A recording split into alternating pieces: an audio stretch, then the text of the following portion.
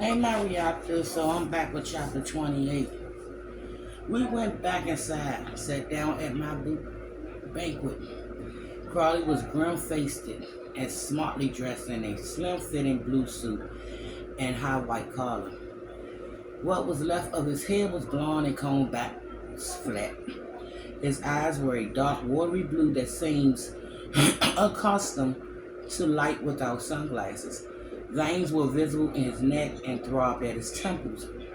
His entire countenance was one of perpetual intensity. There are usually two extremes when it comes to the second lives of athletes. Some had enough of all that exercise. They let themselves go, find new, less healthy excesses to indulge in. Others take private oaths never to lose that hard-won six-pack. They're the ones who take up the marathons and triathlons and treat their bodies like temples. They worship clarity and energy and performance. They will do anything to keep looking back at the sculpt form in the mirror. They are the ones I fear. He crossed a leg and looked in judgment at the pair of the drinks lying before me. I removed the cocktail napkins from the mouths of each. I raised the Jameson and held it at eyes as I knocked it back. I slammed the glass down on the table. He did not jump. Those blue eyes stared back over sharp cheekbones. What happened out there? I asked. He ignored the question and extended a bony hand. We hadn't had a proper introduction, he said. I'm James Crowley. I let the hand hang over the space between us. I know who you are, I told him. He lifted his offering hand higher and motioned for our waitress. She turned worried at the sight of him. What an awful scene, she said. I hope the gent's okay. Awful indeed, said Crowley. He turned to me and asked, would you like anything else? Another round of each. And I would like a nice big glass of ice water if you'd be so kind, he said. We watched her retreat to the bar. She was the shapely sort I would have had spent all night in a dozen pints penning full. Until I was too drunk to make a move. I made a mental note to return under more relaxed circumstances. Crowley eyed my empty glasses. I'm told you like to indulge, he said. And who told you that? Your partner, Cassandra. She didn't mention that we knew each other. We became acquainted while Mr. Wingate worked on that book of his. Tragic what happened to him, isn't it? She didn't strike me as the type, but I suppose you never know what past traumas can bring out a person. I reached across the table and grabbed Crowley's wrist and gave it a quick turn, just enough for him to feel the pressure point. I snapped his arm in two if you don't cut the shit, I said. I knew once again that the pain had to be intense, but Crowley was not a flincher. He looked back and waited until I released him as the waitress returned with our drinks. She seemed enough to know not to interfere. She set our glasses before us with averted eyes. Crowley set both hands in his lap. His pint of ice water sweated before him.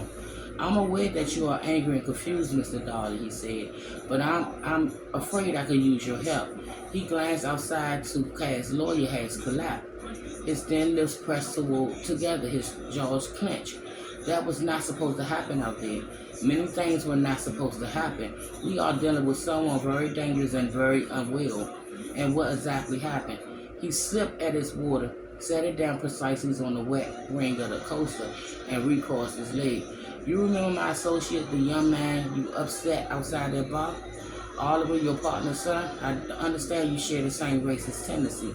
His son, he said, putting the second word in air quotes. I'm surprised he told you that. Lips insisted he had nothing to hide. He showed me a photo of him and his boy on the beach. He appeared quite proud that Oliver took his last name. His boy, said Crowley. There might be a better word for it. What are you trying to say? Crowley sighed and seemed to consider how to begin, how much to share. Oliver Lips, previously Oliver Zesner, has not been a part of Eva's life for long, perhaps a year less than two. Their relationship is rather unique, not what you would call parental. They are uncommonly close for reasons I have not been able to clarify. He feels a responsibility to the boy. And you, what's your relationship to this prince? Common interest of hate. He ignored my taunts. He is a troubled young man, Mr. Dolly. We try to help him, but the drugs appear to have taken over.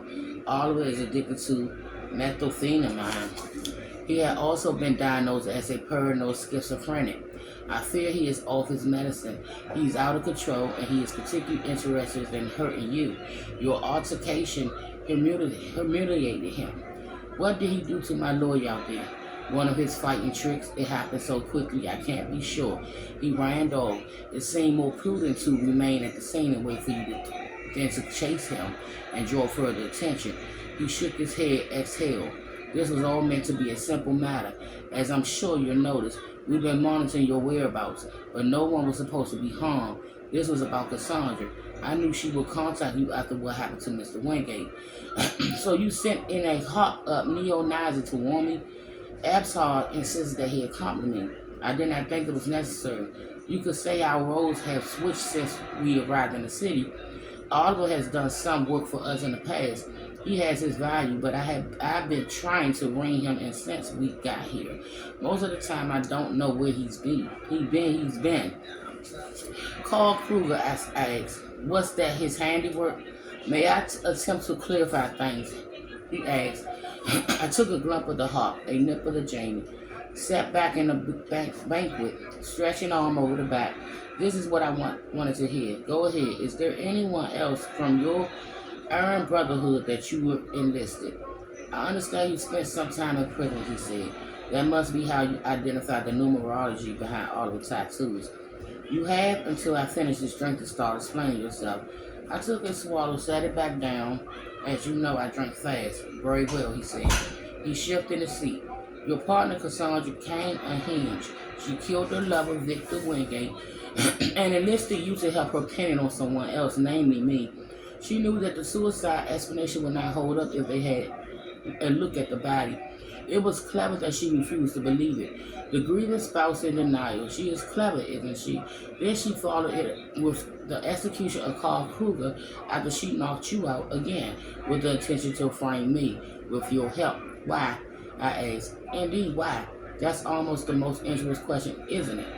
This drink is getting pretty low, Doctor. He asked why. The great question of the universe, unanswerable really, but there are numbers of explanations. First, her relationship with Victor Wingate was coming to an end. It was not sustained soon. The games they played, poor Victor thought he discovered a kinky soulmate, when in fact he'd been lured by a black widow. I'm sure she enjoyed herself at first, strapping him to crosses and administering all manners of punishment under those high-beam stealers. But these things don't last, do they? One grows weary as a master, as I well know. This is how I met her. You spin a hell of a story, Doc. You don't wish to believe me, that's understandable, he said. But I must ask, how well do you know your partner, really? Better than you? No, Doc, you don't. Of that, I can assure you. Now, may I continue? Would you like to order another drink? Talk. Very well. As I said, that's how I met your partner in a role as a master. Cassandra liked to come back to the city on occasions. When she tired of playing house in the country to attend a certain kind of gathering. Very discreet. Very well done at a private home on the Upper East Side. I'm sure you can't infer the details. No, I said, I can't tell me. Very well. They were S&M parties, an exclusive scene.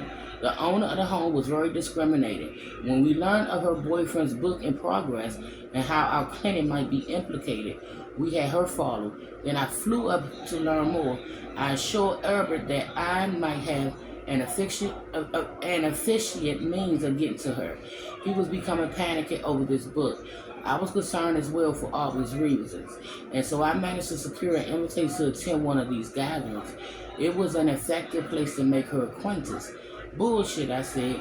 You said these things were exclusive and oh so discriminating. Why would they let your out-of-town ass in? Because I could afford it, he shrugged.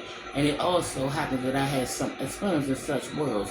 It's a rather small community, particularly at the higher end. I was able to offer a suitable referral. So you were another slave looking for her attention. Nice way to mix business and pleasure, or shall I say pain. Quite contrary, I prefer the other side of the whip, and it were. Your partner was tired of Mr. Wingate. As you may or may not know, many women who work professionally on the dominant side of our lifestyle will often prefer the submissive role in their private lives.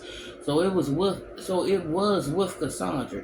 Her relationship with Wingate had become an extension of her past work. Her visits to these parties were a chance for your friends to indulge in the other side of the nature. It was not Victor inclining you to play that role, but I assure you it was very much mine. We connected at once, I admit it. I went with a motive on a fact-finding mission, but her web really sticky.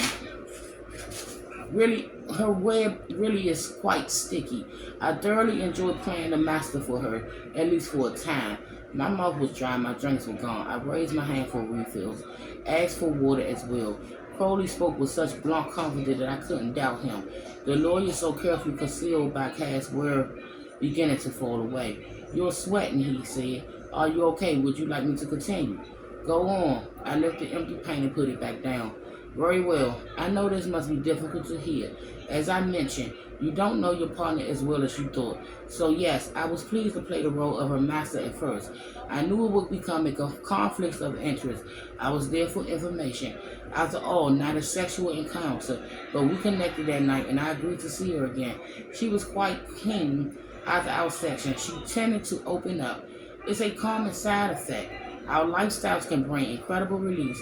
She told me about this book her boyfriend was working on, just as I hoped. She was a wonderful source and an even better lover if you enjoy what we do." "I don't know who's more full of it," I said. "You or Lip? You think I'm buying this full content, nothing to hide bullshit? Why are you feeding me all this crap?" "Because, sir," he said, "my motivation is in saving myself. My partner's interests and those of his unstable son are no longer aligned with my own. Now, may I continue? There is more you should know." "I'm listening," I said, "not to say I'm believing, but let's hear the rest." "Thank you. When I finish, you are free to believe whatever you will. Now, as my affair with your friend continued, I think a part of her wanted to be caught. Despite our rather specialized tastes, it was all quite typical, I suppose, an overlapping romance, a soon-to-be jilted lover. But then Cassandra cracks began to appear. "I'm afraid your last case took its toll. She needs help. I think it broke her in some essential way. Severe trauma will do that to some." She began to exhibit erratic behavior, bursts of rage. She spoke of getting rid of Victor. I became concerned, and truth to be told, I was tired of her drama. I told her we needed to end it. I learned all I could from her. She did not take it well. A week later, Victor was dead, and I knew I was being set up. Her boyfriend had learned certain things about our practice that could be misconstrued in the press. "You mean like exposing some of the most famous athletes on earth as cheaters? I can see how that might be bad for business." That was Mr. Wingate's wish, but no. He would only be making false accusations, and we were prepared to sue for libel. We indicted as much, but he appeared eager to play the role of crusader, a false role that would have bankrupted him. But some gentlemen cannot be reasoned with. Even a whiff of scandal would have been bad for your biz as well, I'm guessing. Without question. Albert and I just wanted the story, this proposed book, to go away for good of all involved. But then things became more complicated. I'm partly to blame, of course, due to my relationship with Cassandra. Now, there is Oliver's behavior, a much greater problem, and one that Albert refused to acknowledge. His addiction is worse than we thought. The meth, along with opium, anything other than the antipsychotic drug that he needs. He's beyond rational thought. He's going to kill you, Mr. Dollar, you and maybe others too. I don't think you're a bit concerned with my safety or anyone else. It sounds to me like you're just interested in saving your own ass." "Interpret it however you like," he said, "but I think you'll see that our interests are now aligned. We both need to find Oliver before he hurts anyone else." Crowley crossed his arms and let it sink in. He wasn't lying, and he knew that I knew it, at least about his relationship with Cass. But that did not make her a murderer. Pushing a lover over a cliff is a deranged rage, okay. I could maybe see that, but executing Carl Kruger like that in such a personal, vicious way after knocking me out, it couldn't be. What did Kruger have to do with her love triangle? That one had to be on Oliver, perhaps acting at the behest of his father or whatever they were to each other. I know this is a latter process, he said. Kruger had become very close with Victor. He never trusted Cassandra. I think he knew a few things about the edge of madness, and he recognized it in her. He told his friend as much. When Victor died, she knew that Kruger would suspect her first, so she sent you to him. It gave her a lovely alibi. You're telling me that Cass sent me to talk to a man she intended to kill about the guy she just killed? That's pretty clever. Let me ask, where was Cassandra that night you know? Upstate, I said. She dropped me off at the bus that afternoon and went back to deal with Wingate's crazy sister. When did you next speak to her? I considered the falling out after Cooter's murder, waking on the ballroom floor at dawn around a crowd of cops. The time spent being questioned at the 5th Precinct. Detective Miller driving me home drinking until I passed out on the couch, waking late in the night and getting a call from Cass. How long has it been between Kruger's death and her call? Around 24 hours, and where was she in that gap of a day? I remember her lack of surprise when I told her it's all over the news. She said I couldn't remember Cass ever glancing at the news. I need to banish this line of thought. Crowley was examining like a patient. There appeared to be a glimpse of sympathy in his eyes as he delivered his unwelcome diagnosis. We tried to warn you, he said, before you left to see her on that bus. Some things there are not worth it. I believe that what Oliver told me. And then when I returned home, I found the graffiti sprayed on my front door, the same as the tattoo of his knuckles.